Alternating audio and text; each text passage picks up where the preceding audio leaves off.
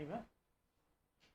शुभ संध्या मेरे प्यारे साथियों, आप सभी का स्वागत व अभिनंदन है यकसीट के ऑफिशियल ऐप पे। कैसे हैं आप सब? उम्मीद है कि आप सब अच्छे से होंगे। विलम्ब हुआ उसके लिए माफ़ी चाहते हैं। थोड़ा सा पीछे की जो ऑफलाइन क्लास थी, थोड़ा सा उसमें ऐसा प्रसंग चल रहा था कि बीच में छोड़ना उचित नहीं था। कुछ 5 तक वो क्लास चल गई है। जैसे कभी कभी किसी दिन आपको, हालांकि आपके क्लास में हुआ तो नहीं है कभी फालतू का, जैसे हाँ एक दिन पढ़ा रहे थे विवेक सर से, हमने समय मांगा था तो बीच में छोड़ने लायक नहीं होता। वही सेम चीज़ आज उस बैच के साथ हुआ था, तो इस वजह से टाइम लग गया। एक बार सभी लोग बताएंगे पिछले क्लास में हम लोग कौन सा अलंकार पढ़ाया था। एक बार भैया रिकॉल करा दीजिए, बता दीजिए, उसके आगे तुरंत बढ़ते हैं। प्रतीप अलंकार शायद हमें लगता है कि बता दिया गया था। प्रतीप अलंकार शशि कुमार, राजदीप राव, सरिता दिवाकर, शशि कुमार, साक्षी मिश्रा, अंशिका सिंह, राजदीप राव, सभी लोग क्लास में उपस्थित हैं। ठीक, एक बार बताइए भैया कहाँ तक हुआ था, एक बार बता दीजिए, फिर आगे चलते हैं तुरंत। अनुराधा यादव,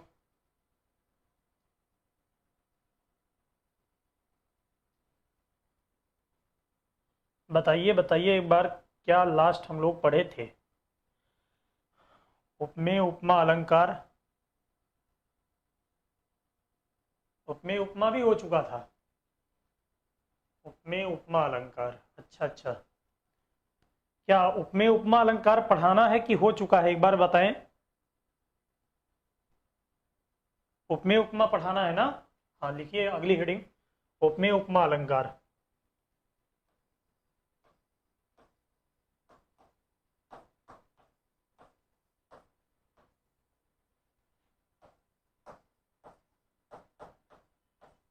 उपमेय उपमा अलंकार, ये सब छोटे छोटे अलंकार हैं, इनको समझते चलना है केवल। पिछले दिन आपको बताया गया था, ठीक देखिएगा, प्रतीप अलंकार हो चुका। आप ध्यान से सुने, हमने आपको बताया कि उपमेय उपमा अलंकार का मतलब यह है कि एक बार बात को सीधे बोला जाए, अर्थात उपमेय की तुलना उपमान से, पुनः उपमान की तुलना उपमेय से कर दी जाए और दोनों पंक्तियां एक साथ दी गई हों, अलंकार का नाम पड़ता है उपमेय उपमा अलंकार। यानी ये कहें कि उपमा अलंकार का लाइन लग रहा हो पहला वाला, और नीचे की लाइन जो दर्शाई गई हो दूसरी वाली पंक्ति, उसमें प्रतीप लग रहा हो कि इसमें प्रतीप अलंकार है, और प्रतीप और उपमा अलंकार की लाइनें साथ साथ दी गई हों, दोनों तो अलंकार का नाम पड़ता उपमा उपमेय उपमा अलंकार। इसकी परिभाषा लिख लेंगे, परिभाषा मेंशन करेंगे।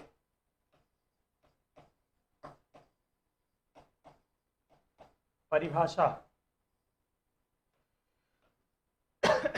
जहां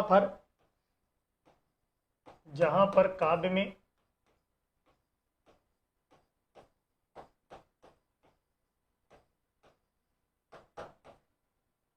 उपमेय की तुलना उपमान से, उपमेय की तुलना उपमान से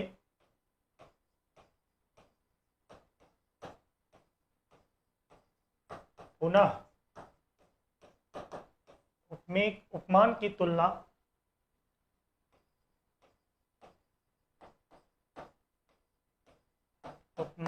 तुलना उपमेय से की जाती है,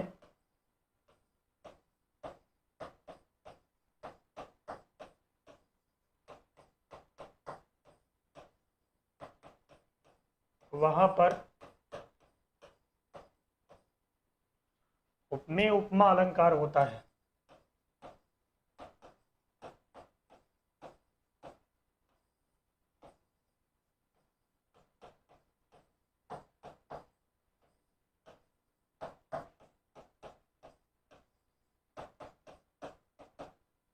उपमेय उपमा अलंकार होता है, ठीक है। उदाहरण पर जब बात अप्लाई किया जाएगा तो एकदम बात स्पष्ट समझ में आएगी। मतलब ये है कि एक बार सीधे बात को बोल दिया जाए, एक बार उल्टे बात को बोल दिया जाए। सीधी और उल्टी बात पर आधारित अगर उदाहरण आपके सामने दिया गया है तो नाम पड़ेगा उपमेय उपमा अलंकार। लिखेंगे उदाहरण, जैसे एग्जाम्पल, उदाहरण नंबर 1, राम से राम, राम से राम, सिया से सिया,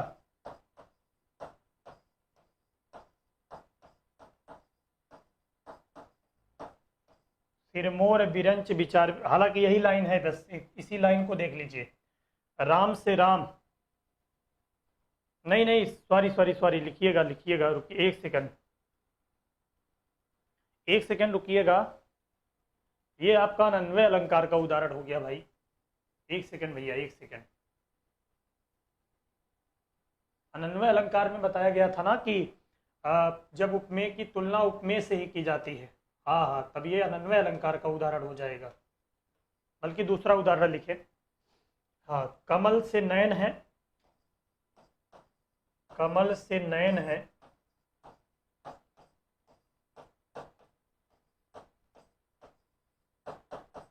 नयन से कमल,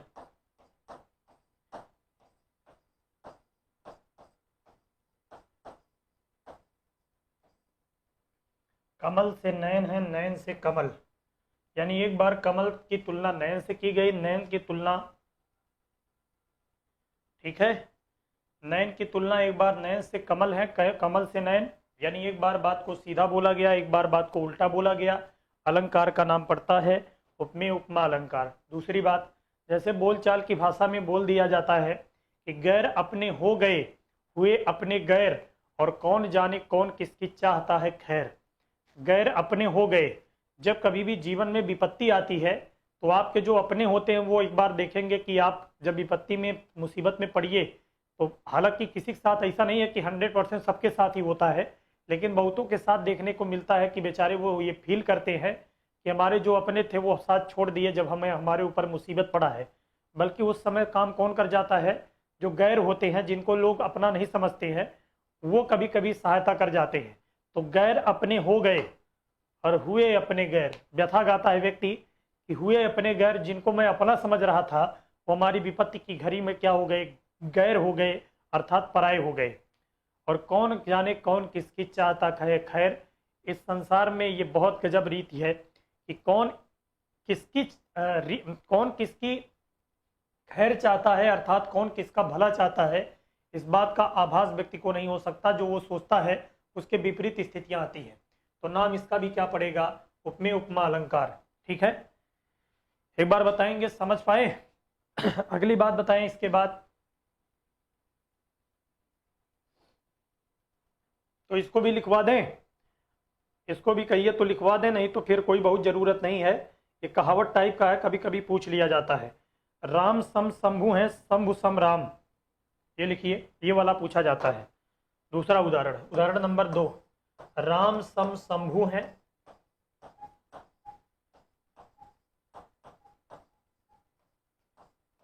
शंभु है, शंभु सम राम।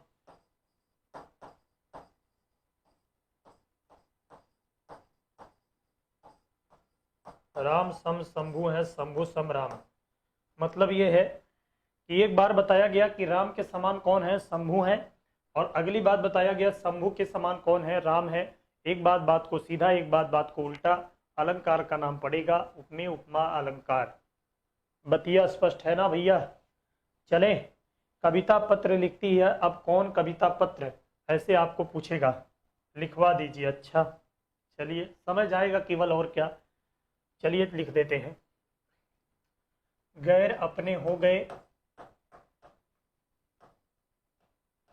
गैर अपने हो गए,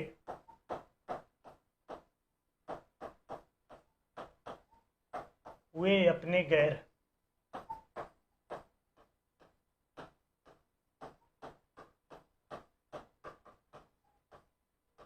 और कौन जाने कौन किसकी चाहता है खैर।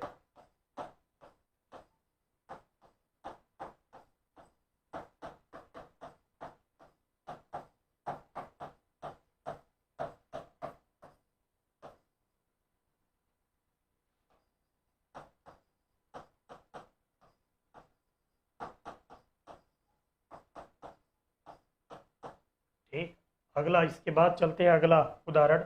इसके बाद लिखते हैं, चलें भैया, अब अगला उदाहरण, अगला अलंकार लिखिएगा, हेडिंग बनाइएगा अनन्वय अलंकार। बस छोटे छोटे उदाहरण हैं, इन्हीं उदाहरणों को लिखे रहिएगा। अलंकार में अगर पूछा जाएगा तो यही बन जाएगा, नहीं तो नहीं आएगा। अनन्वय अलंकार। टाइम बहुत ज़्यादा लग जा रहा है अलंकार में भाई, थोड़ा सा जल्दी किया जाए, नहीं तो कोर्स पर प्रभाव पड़ेगा। 99 पर खड़े हैं, 99वां लेक्चर है और अभी आपको बहुत कुछ पढ़ाना है, ठीक है। तो कोशिश किया जाए कि ये 5 तारीख तक यानी 105 लेक्चर तक समाप्त हो जाए, कोशिश ये किया जाए। फिर इसके बाद 120 लेक्चर मतलब हाँ 120 लेक्चर लगभग लगेगा, तो 15 दिन जो बचता है और सुबह वाली क्लास में मिला करके आपको समाप्त किया जाए हिंदी को, ठीक। जैसे आपको अभी टॉपिक पढ़ाने हैं, आपका पढ़ाना है एक टॉपिक, आपको पढ़ाना है वाक्य रचना। वाक्य दोष हो चुका है सुबह वाले में, आज वाक्य रचना पढ़ा देंगे। इसके बाद आपको पढ़ा देंगे कौन सा, लिंग वचन और कारक और काल टॉपिक ना, ये 4 टॉपिक बच रहा है। 4 टॉपिक ये और वाक्य रचना, 5 अध्याय आपको पढ़ाने में मुश्किल से 10 दिन लगेगा, 10 से 12 दिन इसको कंप्लीट हो जाएगा और 5 दिन ये, तो मिला करके समझिए कि 120 लेक्चर में आपका काम समाप्त हो जाएगा, ठीक। यानी इस महीने के लास्ट तक आपका बैच फाइनल। सर नोट कर लेने दीजिए, अच्छा नोट नहीं कर पाए, लिख लीजिए भैया। देशज विदेशज, अरे बाप रे बाप। वाच्य, हाँ वाच्य भी चलिए पढ़ा देंगे, वाच्य भी 1 दिन लगेगा, 1 दिन का टॉपिक है, 1 लेक्चर में वाच्य आपका समाप्त हो जाएगा। उपसर्ग प्रत्यय बचा होगा, उपसर्ग प्रत्यय भी पढ़ा देंगे, वो सुबह के बैच में। सुबह के बैच में उपसर्ग प्रत्यय हो जाएगा, गद्यांश हो जाएगा, लोकोक्तियां मुहावरे हो जाएगा, तत्सम तद्भव हो जाएगा, विलोम शब्द हो जाएगा, पर्यायवाची शब्द हो जाएगा। ये सारे टॉपिक आपके सुबह से, और 4 टॉपिक वाच्य को छोड़ करके, लिंग वचन कारक काल, ये 4 टॉपिक आप इस शाम वाले क्लास में करके कंप्लीट कर लीजिए। आपके पूरे कोर्स की सारी बातें समाप्त हो जाएंगी। बाकी जो शनिवार की क्लास में हिंदी साहित्य का इतिहास चल रहा है, उसमें साहित्य का इतिहास खत्म करेंगे, आपका बैच समाप्त हो जाएगा, उस बैच को छोड़िएगा मत। उसी में आपको हम पुरस्कार पढ़ाएंगे, उसी में आपको हम वाच्य वो पढ़ाएंगे, पुरस्कार पढ़ाएंगे, और भाषा तथा बोलियां, और हिंदी में भारतीय संविधान में हिंदी का जो महत्व है वो बात पढ़ा देंगे। पत्र लेखन ओखन अब अलग से पढ़िएगा, ठीक है, यूट्यूब पर कभी पढ़ा देंगे, पढ़ लीजिएगा, वो सब कोई बात नहीं है। बहुत लेक्चर लग गया आपका, बहुत डिटेल में पढ़ाने के चक्कर में भैया बहुत टाइम लग गया, ठीक है। हाँ इतना दिन हिंदी में लगता उगता है नहीं, बहुत पढ़ाया गया, बहुत ज़्यादा। अगला लिखें।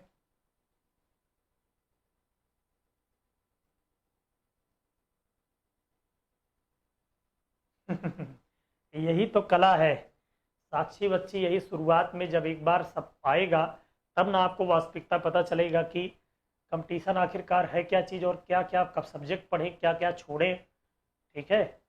जैसे आपको इतने डिटेल में हिंदी पढ़ाई गई, तो अब आपको आभास हो रहा होगा कि हिंदी में क्या क्या चीज़ें पढ़नी है, कितनी बातों से अभी हम अनभिज्ञ थे, कितनी बातें हम नहीं जान रहे थे। तो ये सब जानकारी अपनी बढ़ानी पड़ेगी कंपटीशन को बीट करने के लिए।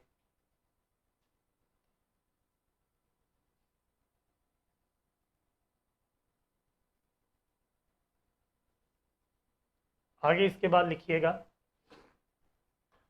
अगले अलंकार का नाम अनन्वय अलंकार।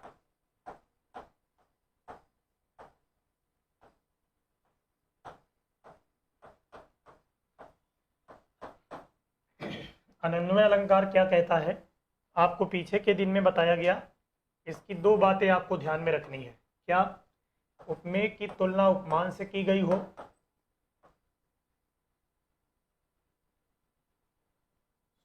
उपमेय की तुलना उपमेय से ही की गई हो। उपमेय की तुलना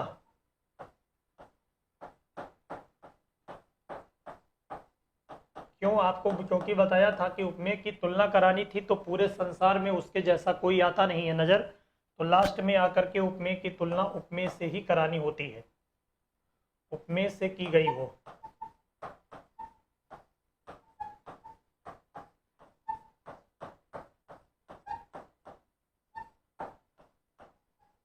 इसमें बात क्या छिपा हुआ, दूसरी बात, यानी कहने का मतलब यह है कि उपमेय की तुलना यदि उपमेय से की जाएगी तो उपमान भी कौन बन गया, उपमेय ही बन गया। इस बात को समझ पा रहे हैं कि नहीं भाई? उपमेय की तुलना उपमेय से करानी पड़ी तो जिससे तुलना करानी पड़ती उसको उपमान कहते हैं। तो ध्यान रखिएगा, तुलना कराने वाला कोई मिला नहीं तो उपमान भी कौन बन गया? उपमेय ही बन गया। यानी इस बात को दूसरे वे में लिख देंगे, अर्थात उपमान भी उपमेय ही बन जाए,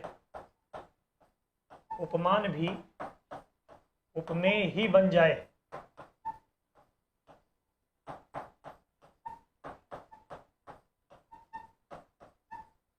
वहां पर कौन सा अलंकार होता है?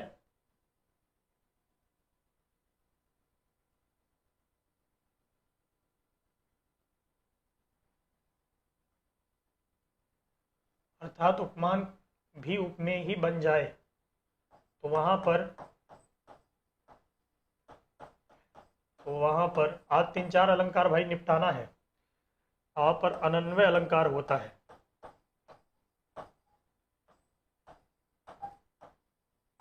तो वहां पर अनन्वय अलंकार होता है।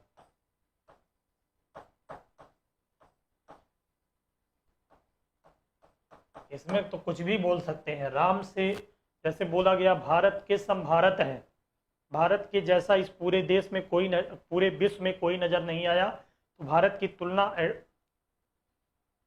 मजबूर होकर के भारत से ही करानी पड़ी। तो ऐसी स्थिति में उपमान भी कौन बन गया? भारत। तो नाम पड़ेगा अनन्वय अलंकार। अगली बात, जैसे कि आपको बोल दिया गया जैसे बोल दिया गया व्यतिरेक अनन्वय अलंकार है। तो इसमें जैसे बोल दिया जाता है कि राम से राम, सिया से सिया, सिरमोर बिरंच विचार विचारो, राम के जैसा कोई नहीं। क्या आपस में आप लोग भाई बतियाए पड़े हैं?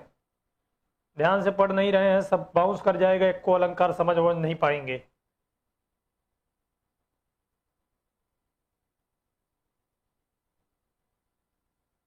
अरे पछताएंगे काहे भाई? पछताएंगे नहीं भैया सर, हम लोग के लिए आप भगवान है सर, प्लीज कोई टॉपिक ना छोड़िएगा। काहे को छोड़ेंगे भाई? हम छोड़ने के लिए थोड़ी कह रहे हैं, छोड़ेंगे नहीं। आप लोग निश्चिंत रहिए, सब पढ़ाया जाएगा। बस कुछ चीज़ें आपको हमने जैसे बताया है, क्योंकि ये सब टॉपिक में हम ज़्यादा टाइम ले लिए। अलंकार, रस, छंद आपको डीपली पढ़ाया। अगर आपको यही कम कर देते, हम हल्का हल्का पढ़ाते, तो अब तक हमारा कोर्स कंप्लीट हो गया होता। लेकिन हम अन्याय नहीं करना चाहते हैं, इसीलिए आपको संधि में टाइम लगा, समास में टाइम लगा, रस में लगा, छंद में लगा और अलंकार में भी लग रहा है। तो ये 5 टॉपिक रीड होते हैं पूरे हिंदी के। इसके बाद आपका हिंदी साहित्य का इतिहास और पुरस्कार वहां से कवर हो जाएगा। बाकी शाम के टाइम और सुबह के टाइम में मिला करके सारी बातें आपकी कंप्लीट हो जाएंगी। ठीक है ना? चले भैया, तो निश्चिंत रहिए कि बात छोड़ी नहीं जाएगी। भगवान है, अगर भगवान का दर्जा देते तो भैया तो हम आपके साथ अन्याय नहीं कर पाएंगे ना। हाँ, जैसे जैसे बता रहे हैं बस पढ़ते चलिए, हर कुछ पढ़ाएंगे। ठीक है, आइए इस उदाहरण को लिखते हैं। जैसे लिख दिया, जैसे इसमें कुछ भी बोल सकते हैं, गधा गधा जैसा होता है, तो गधा के जैसा कौन है? गधा ही है। तो ऐसी स्थिति में उपमेय भी गधा और उपमान भी गधा, नाम पड़ेगा क्या? समझ गए ना? हाँ, आइए लिखते हैं। पहला उदाहरण, भारत के समभारत है। अब यहां से पढ़ने लायक जो अलंकार आएगा, रूपक अलंकार, जब पहुंच जाएंगे तो वहां से फिर बातें सीखने लायक मिलेंगी और बहुत जबरदस्त होंगी।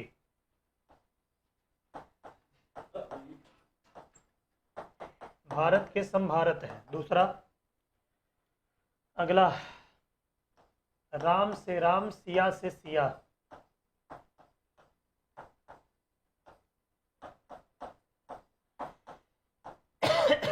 सिया से सिया।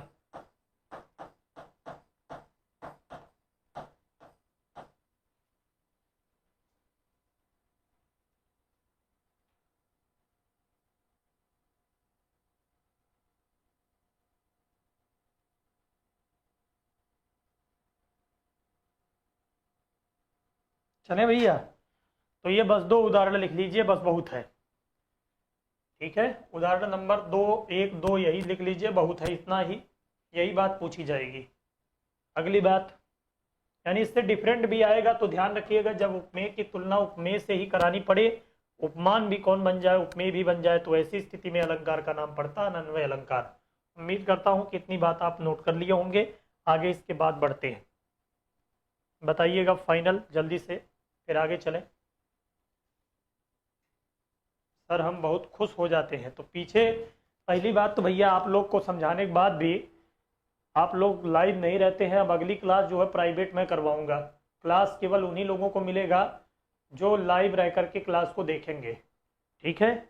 शनिवार की क्लास केवल लाइव चलेगी, 2-2.5 घंटा 3 घंटा, क्लास के जस्ट बाद वीडियो प्राइवेट। तो जैसे आप ऑफलाइन पढ़ते हैं, जैसे ऑनलाइन पढ़ते हैं, ठीक वैसे ही आपको वहाँ पर भी देखने को मिलेगा। वीडियो प्राइवेट होगा। चलिए कोशिश करेंगे कि कोशिश आप लोग करिए कि लाइव रह करके ज़रूर देखिएगा, ठीक। PDF वगैरह हम दिलवा देंगे। तो जो पढ़ने वाले रहेंगे वो सब लोग वहाँ पर लाइव रहेंगे। आप अपना हर काम छोड़ करके, एक ही काम रहेगा। अस्पतालों में कोई बैठा रहेगा तो वहाँ भी पेन और कॉपी लेकर के बैठेगा, यार पढ़ लेते हैं, नहीं पता चले छूट जाए कि इतना ज़बरदस्त साहित्य चल रहा है वो छूट जाएगा तो फिर हम कहाँ जाएंगे। ये आपको रेगुलर बनाएगा, ठीक है, रेगुलर बनाएगा आपको, ये बात जान लीजिएगा।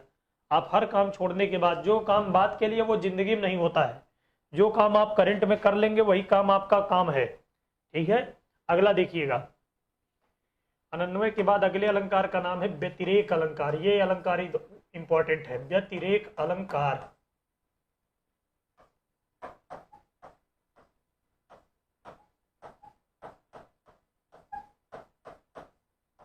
ये क्या कहता है?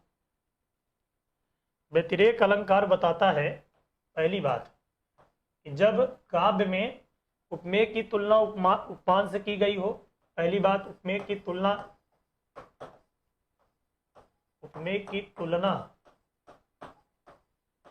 उपमान से।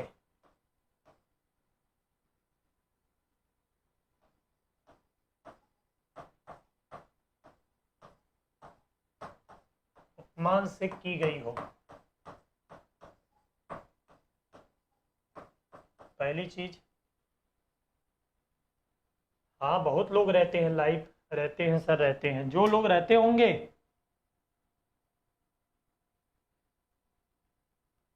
कह रही हम भूख प्यास सब छोड़ देते हैं, निराजल हो जाती है, निराजल हो जाती है पढ़ने के लिए, इतना डेडिकेशन। हाँ वो तो दिखाई भी पड़ता है भाई, रहती है क्लास में ये पर डे, हर क्लास में इनका हम देखते हैं कि कमेंट आता रहता है, बढ़िया है। उपमेय की तुलना उपमान से की गई हो, और अथवा तथा, दूसरी बात ये हो जाती खासियत, तथा क्या बात ध्यान देना है, उपमेय की प्रशंसा की गई हो, उपमेय की तारीफ की गई हो। उपमेय की तारीफ, इसी तारीफ का मतलब होता है प्रशंसा, प्रशंसा की गई हो, तारीफ या प्रशंसा की गई हो।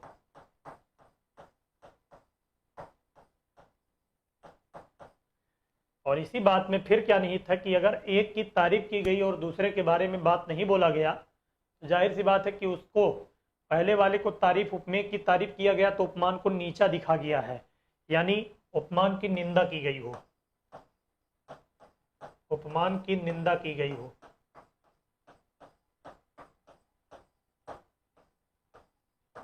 निंदा की गई हो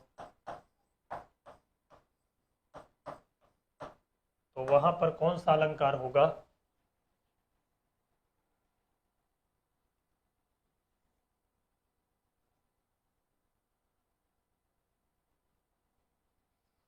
हाँ सब लोग भैया देखिए रहते सब लोग हैं। आप सबसे इतना रिक्वेस्ट करते हैं कि कम से कम एक कमेंट तो यार छोड़ दिया करिए। जैसे अंजलि उपाध्याय बच्ची है, सरिता का आता है, ठीक है, रंजू विश्वकर्मा खाली पढ़ती हैं, पता नहीं पढ़ती हैं कि नहीं पढ़ती हैं, इनका एक को कमेंट नहीं दिखा आज तक। नाम बता सकते हैं हम, ठीक है। अंशिका का आता है बच्ची का, और सरिता दिवाकर का आता है, अंजलि उपाध्याय का आता है, साक्षी मिश्रा बच्ची का आता है, और कुछ लोग हैं दीपक आता है, दीपक का, और शशि कुमार का भी कभी कभी देखने को मिलता है। श्रेया सिंह का, अच्छा आपका नहीं दिखा बच्ची, ठीक है, आप भी की होंगी तो ठीक है। हाँ याद नहीं आ रहा। अंकित चतुर्वेदी, इनका भी कभी कभी आता है। विपिन यादव हम किए थे सर।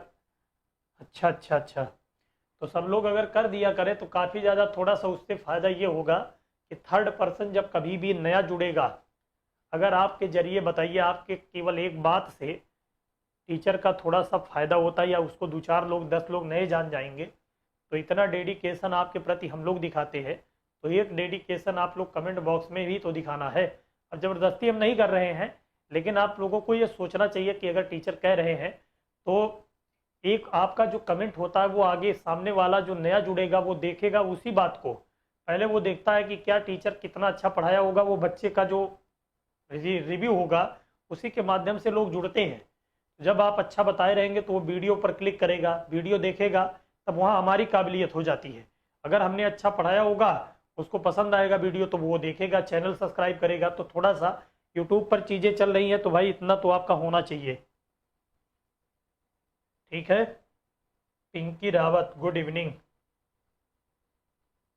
इसलिए आप जान नहीं पाते, किस लिए जान नहीं पाते हैं? अच्छा अच्छा, मेरे भाई का आईडी है, अच्छा अच्छा, इसलिए हो सकता है। ठीक, चलिए कोई बात नहीं। सविता सिंह सर, हम भी अच्छा। हाँ, सविता का भी आया है। हमारा सर हम तो सच।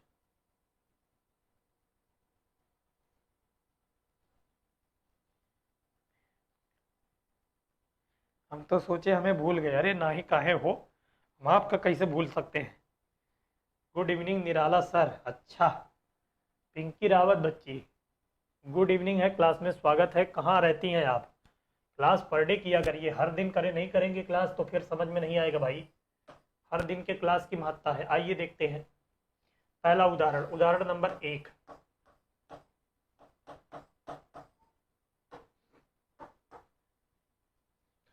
साधु ऊंचे सैल सम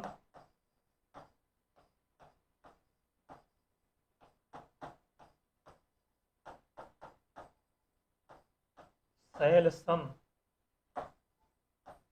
किंतु प्रकृति सुकुमार।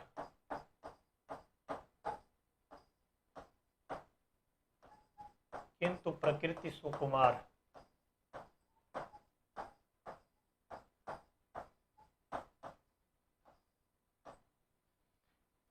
साधु ऊंचे सैल सम, इसमें जरा बता जाइएगा उपमेय कौन होगा?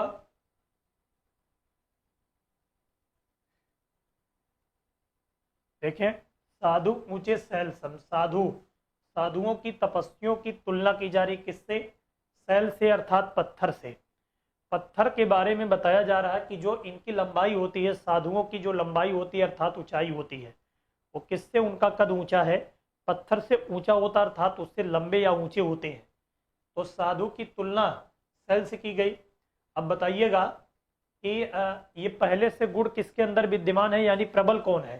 तो आप कहेंगे सर जिससे तुलना कराई जाती है, ये माना जाता है कि पहले से वो गुण लेकर के पहले से वो व्यक्ति बैठा है। तो सैल में ऊंचाई की और कठोरता की बात पहले से होती है, और इतने ही ऊंचे दिखाई पड़ा किसके अंदर? साधु के अंदर। जो पठार है, पर्वत है, पत्थर है, उनसे तुलना कराई गई साधुओं की, तपस्वियों की, ऋषियों की। कहा गया कि साधु ऊंचे सैल सम, ये किसके समान दिखते हैं? सैल के समान। और किंतु प्रकृति सुकुमार लिखा किसी के बारे में नहीं गया है, लेकिन आपको स्वतः समझना है कि किसकी तारीफ की गई है। किंतु प्रकृति, प्रकृति का मतलब होता है स्वभाव, सुकुमार मतलब बहुत ही स्वभाव के सरल होते हैं, अर्थात कोमल होते हैं, अर्थात इनका हृदय बहुत ही दयालु होता है। अब ये बताइएगा, क्या सैल के अंदर ये स्वभाव पाया जाता है साधु के अंदर? तो साधुओं के अंदर ये चीज पाई जाती है। तो उपमेय की क्या की गई? प्रकृति के बारे में बता दिया गया, अलग से एक प्रशंसा वाली बात डाल दी गई। तो ऐसी स्थिति में इसी का नाम क्या पड़ जाता है? जो कि बताया नहीं गया किसके बारे में? सैल के बारे में। तो जब कहा, जहां पर उपमेय की तुलना उपमान से और पुनः उपमेय की तारीफ की गई हो, प्रशंसा की गई हो, अर्थात उपमान की निंदा की गई, उपमान के बारे में कुछ भी ना बोला गया हो, तो अलंकार का नाम पड़ता है उपमेय व्यतिरेक अलंकार। ठीक, दूसरा उदाहरण देखिए, संत हृदय नवनीत समाना। सैल का मतलब पत्थर है, साधु में सैल उपमान, क्या बात है भाई, गजब। ठीक, तो साधुओं से तुलना की जा रही है सैल से, इस बात को लेकर के, ऊंचाई को लेकर के। ठीक है, जितनी ऊंचाई सैल के अंदर होती है वैसा ऊंचाई दिखाई पड़ा किसके अंदर? साधुओं के अंदर। और फिर साधुओं की एक तारीफ डाल दी गई, प्रशंसा डाल दी गई, क्या कि किंतु प्रकृति सुकुमार, इनका स्वभाव जो होता है वो बहुत ही सरल होता, बहुत ही कोमल होता है। दूसरा देखें, संत हृदय नवनीत समाना, संत हृदय नवनीत समाना,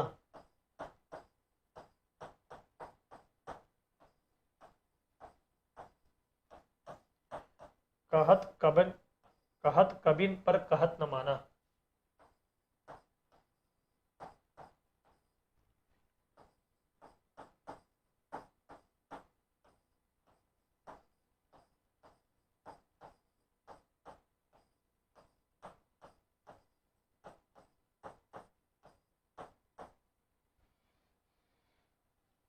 शैल, चट्टान या पत्थर, हाँ ठीक ठीक, ध्यान दीजिएगा। अगला, नवनीत समझते हैं, नवनीत कहते हैं मक्खन को।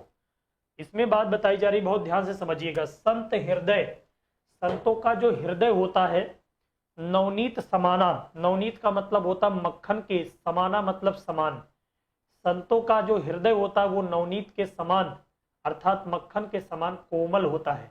अगर यहाँ तक की बात में से मैं पूछूं कि कोमलता वाला गुण पहले से किसके अंदर विद्यमान है, तो आप लोग बताएंगे कि सर जिसके अंदर विद्यमान रहता है वह उपमान होता है और उसी से तुलना कराई जाती है।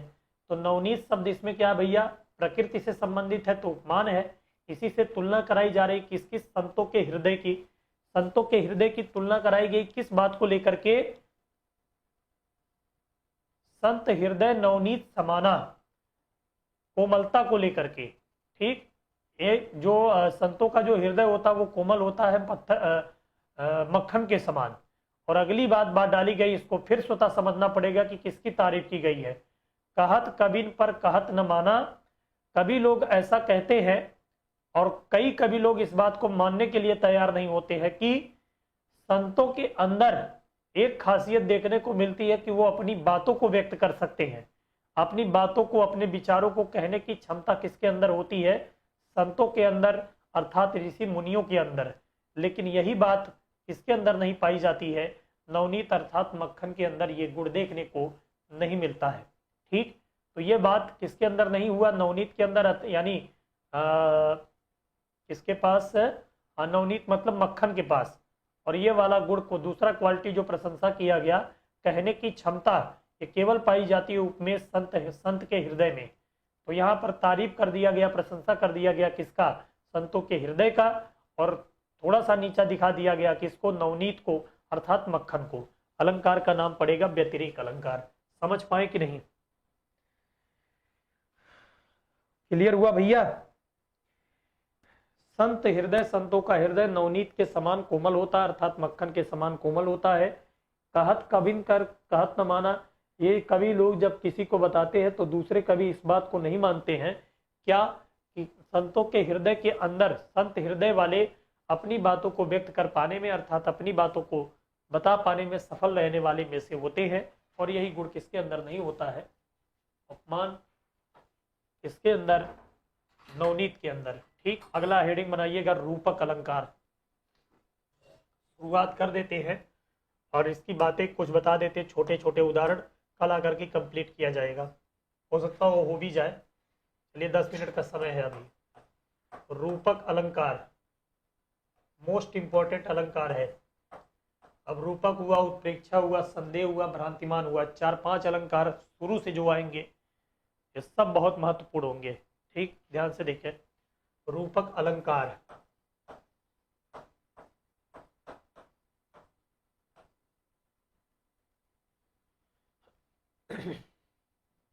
रूपक अलंकार का मतलब होता है रूप का आरोपण। आरोपण का मतलब होता है किसी बात को किसी के ऊपर रख देना।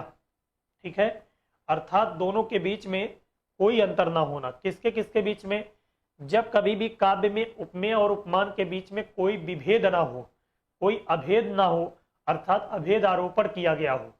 भेद का मतलब होता है अंतर और अभेद का मतलब होता है अंतर ना होना। किसके किसके बीच, उपमेय और उपमान के बीच में जब अंतर ना हो, अलंकार का नाम पड़ता है रूपक अलंकार। तो इसकी बातों को खास खास को लिखेंगे क्या, कि उपमेय की तुलना, ऐसे लिखेंगे, उपमेय और उपमान के बीच में अंतर नहीं,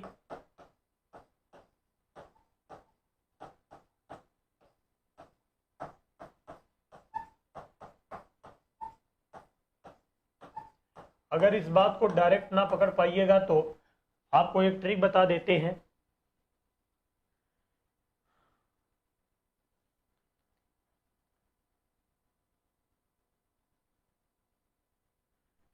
समिता मौर्य बच्चे, नहीं, समस्या ये है कि आगे की क्लास एक सुपर टेट की बैच ऑफलाइन है। सोचिए वहाँ से भाग के आए हैं, फिर आपकी क्लास को पढ़ा करके फिर वहीं जाना है। ठीक, तो वो क्लास चलेगी भाई, तो वो समस्या ये है कि हम नहीं खाली है ना, नहीं तो पढ़ा तो दिया ही जाता, फ़ायदा ही रहता, जल्दी हो जाता कोर्स।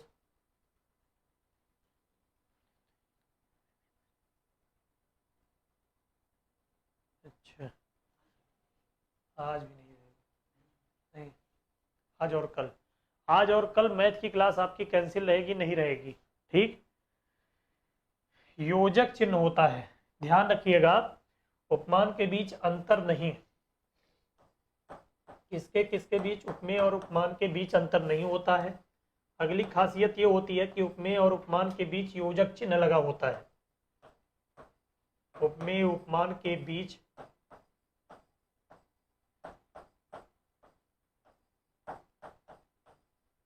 योजक चिन्ह लगा होता है।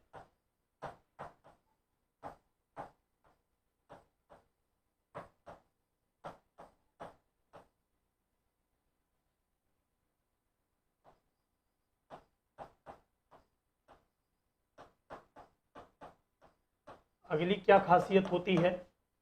तीसरी खासियत ये देखने को मिलता है कि इसमें समानता और तुलना वाला कोई शब्द भी देखने को नहीं मिलता है। ठीक, तो इसको केवल समझ लीजिएगा। अगली बात यह है, इसी बात को परिभाषा के तौर पर लिख लिया जाता है कि उपमेय में उपमान का अभेद आरोपण किया जाता है। उपमेय में उपमान का अभेद आरोपण।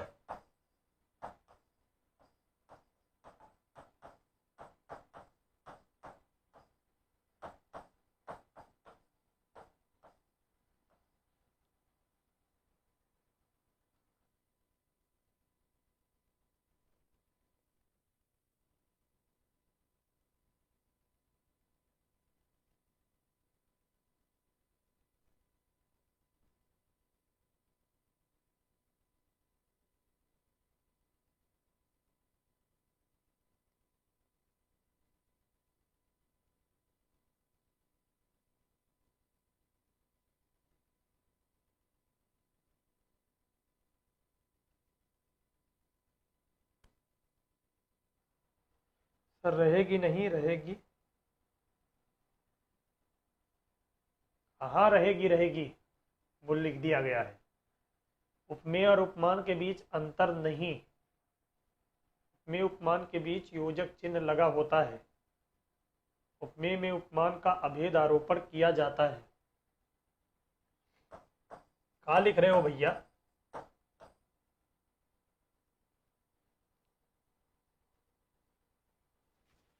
क्या पूछ रहे हैं अंकित चतुर्वेदी बाबू, क्या पूछ रहे हो? हम समझ नहीं पा रहे हैं क्या पूछ रहे हैं आप। उपमेय में उपमान का अभेद आरोपण किया जाता है, यानी एक चीज पर ला करके दूसरा वाला उसी के जस्ट ऊपर रख दिया जाता है, अर्थात उपमेय उपमान के बीच में कोई अंतर नहीं होता है। अलंकार का नाम पड़ता है रूपक अलंकार, आरोपण किया जाता है। उदाहरण देखना शुरू करिएगा।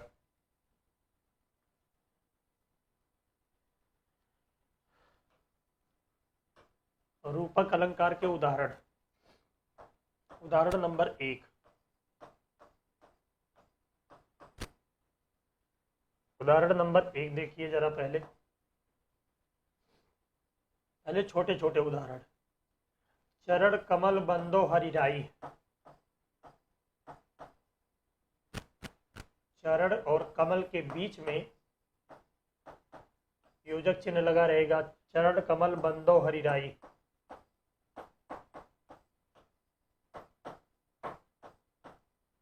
सूरदास जी कहते हैं कि भगवान श्री कृष्ण के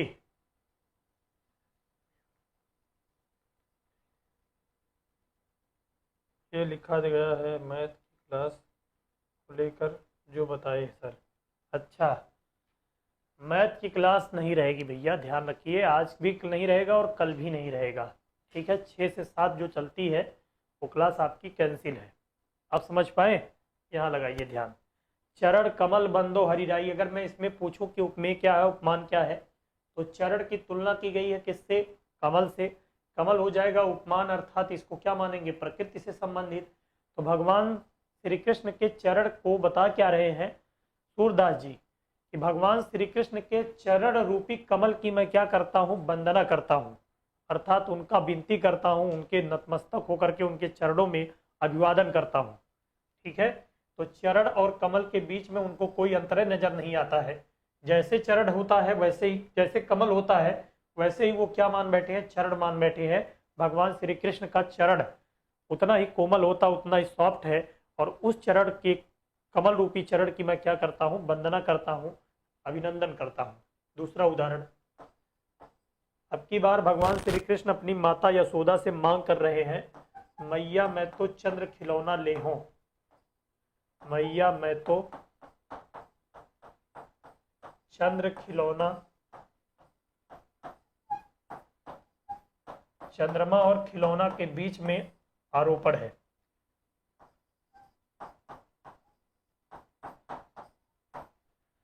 वो अपने माता से पूछ रहे हैं कि माता जी, जो चंदा मामा वाला खिलौना है, उनको इस बात का आभास नहीं है कि चंदा मामा जो दिखाई पड़ रहे हैं आकाश में और खिलौने के बीच में अंतर होता है, बल्कि वो क्या मान रहे हैं कि जो खिलौना होता है उस खिलौने में कौन सा खिलौना चाहिए?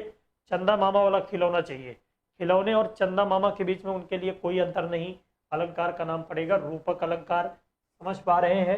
एक बार बताइएगा।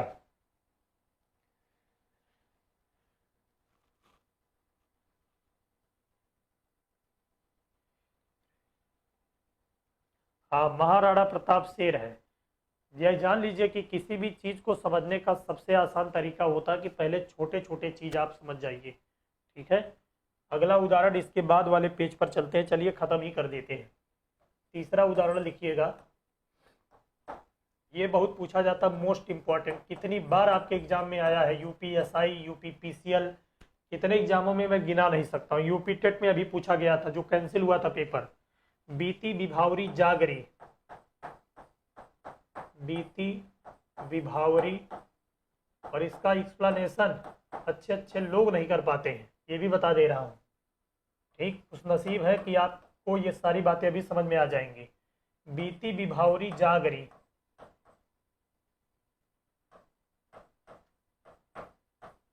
जागरी अंबर पनघट में डूबो रही,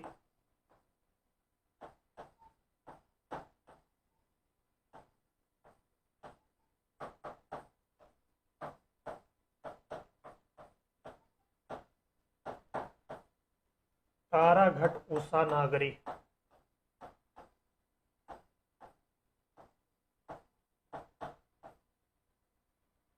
उषा नागरी, ध्यान दीजिएगा इसमें क्या बात बताई जा रही है। यस सर, क्लियर बात, ठीक है। बीती विभावरी जागरी, विभावरी कहते हैं रात्रि का तीसरा पहर के बाद, जो आप भोर काल कहते हैं, अर्थात सूर्योदय होने के ठीक पहले का समय, उस समय को नाम क्या दिया जाता है? विभावरी। ठीक है, यानी रात्रि का तीसरा पहर बीतने को है और सूर्योदय होने को है। तो आज के समय में नहीं तो पहले के समय में, प्राचीन काल में जब देखते होंगे, माता उता जी पूछियत बताएंगी कि उस समय लोग घर में पानी लाने के लिए पनघट मतलब तालाब में जाती थी और घड़ा लेकर के जाती थी और घड़े से पानी भर करके घर पर लाया जाता था। ठीक, तो उसी का इतना जबरदस्त आरोपण किया गया, इतने रूप का वर्णन किया गया है। ठीक है, इस बात को समझिएगा। उषा का पहले कठिन कठिन शब्दों का चाहे अर्थ लिख लीजिए, तो विभावरी को लिख लीजिएगा रात्रि का तीसरा पहर के बाद का समय। अंबर मतलब होता है आकाश। अंबर मतलब क्या होता भैया? आकाश। और पनघट मतलब होता है तालाब। पनघट मतलब होता है तालाब।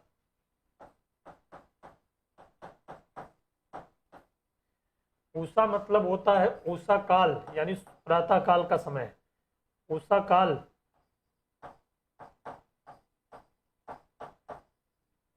नागरी मतलब होता है स्त्री या नायिका। स्त्री या नायिका। देखिए कितना गजब का आरोपण किया गया है। कवि ने इतना जबरदस्त वर्णन करते हुए कहते हैं कि ये जो उषा काल रूपी नायिका है, यानी उषा काल को क्या मान लिया गया? सुंदर स्त्री मान लिया गया। उषा काल रूपी नायिका, इस नागरी का मतलब होता है स्त्री। उषा कालीन रूपी नायिका, एक सखी अपने दूसरे सखी से कहती है, ये सखी उषा काल रूपी नायिका अर्थात सुंदर स्त्री। उषा काल और नायिका के बीच में कोई अंतर नहीं, उषा काल को ही मान लिया गया नायिका। तारा रूपी घड़े को, घट मतलब होता है घड़ा, इसको भी लिख लेंगे। तारा मतलब होता है स्टार जो चमचमाता है, और घट मतलब होता है घड़ा, ठीक है। तारा रूपी घड़े को, अब ये क्या कह रहा? उषा काल रूपी नायिका तारा रूपी घड़े को, तारा और घड़ा के बीच में कोई अंतर नहीं। जिस प्रकार आप जानते हैं कि तारा को कहाँ डूबता हुआ दिखता है? जब रात्रि का तीसरा पहर होता है और भोर होने को होता है, तो धीरे धीरे तारे विलुप्त होते जाते हैं, गायब हो जाते हैं, अर्थात डूब जाते हैं। कहाँ पर? आकाश में। तो ठीक उसी प्रकार से घड़े को कहाँ पर डुबोया जाता है? जब नायिका इसको लेकर के पहुंचती है कहाँ पर? तालाब में।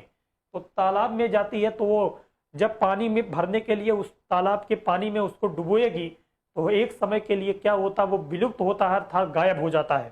कौन? घड़ा। कहाँ पर? तालाब के पानी में। तो ध्यान रखिएगा, उषा काल रूपी नायिका तारा रूपी घड़े को आकाश रूपी पनघट में डुबो रही है। इसका सीधा सीधा मतलब ये है। रात्रि का तीसरा पहर बीतने को है, ए सखी, रात्रि का तीसरा पहर बीतने को है। उषा कालीन रूपी नायिका तारा रूपी घड़े को, तारा और घड़े के बीच में अंतर नहीं है। जिस प्रकार तारा विलुप्त होता कहाँ पर? आकाश में, गायब होता चला जाता है, ठीक उसी प्रकार से जब घड़े को डुबोया जाएगा किसमें? तालाब में, तो वो भी गायब होता हुआ जाता है, अर्थात डूब रहा होता है। तो दोनों की कंडीशन एक जैसी है। उषा काल रूपी नायिका तारा रूपी घड़े को अंबर आकाश रूपी पनघट में डुबो रही है, अर्थात रात्रि का तीसरा पहर बीतने को है और सूर्योदय होने को है। तो यहाँ पर तीन जगह पर रूपक अलंकार का प्रयोग किया गया। अच्छे लोग खराब हो जाते हैं, इसका अंतर नहीं कर पाते हैं, ध्यान दीजिएगा, ठीक है। तो एक बार सभी लोग बताएंगे कि आज की क्लास आपको कैसी लगी, कितनी बातें समझ में आई और कैसा आपने फील किया। इसकी बातों को नोट कर डालिएगा। मिलेंगे कल की क्लास में, इसके बाद के एक आध दो एग्जाम्पल और करा देते हैं। फिर आपको कल का क्लास बहुत ही इंपॉर्टेंट और खास है। उत्प्रेक्षा अलंकार का फिगर के साथ आपके साथ हम वर्णन करने वाले हैं, ठीक। मिलेंगे कल की क्लास में, तब तक के लिए सारे दोस्तों को